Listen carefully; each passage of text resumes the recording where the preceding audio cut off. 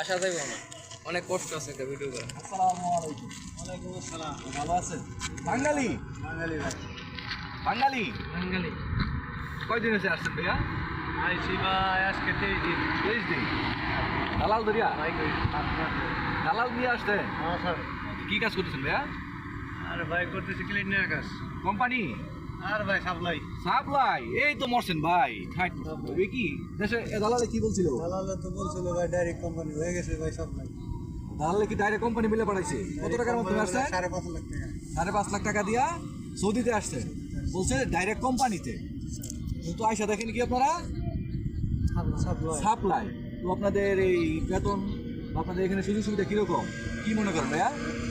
ভাই বেতন পাইলে তো বলতে পারি, আগে তো বলতে পারি না। দালালে পরে কাজ করতেছেন কাজ করতেছি। এই পর্যন্তই, আর কিছু বলতে পারেন না। তো এই যে আয়সা দেখতেছেন পরিস্থিতি, এই সৌদির এই অবস্থা, দালালরা কি বলতেছেন? দালালরা কি করবো? দালালরা তো কিছু বলার নাই ভাই। দালালরা কি করবো? যতদিন থাকার থাকি, কাজ করি। তারপরে নিয়ত আছে একটা চাপাটি কিনবো দেশে দেয়া।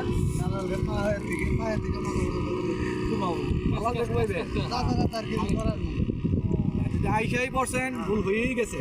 থাকতে থাকেন ইনশাল্লাহ, আল্লাহ পাক একটা না একটা করবেই।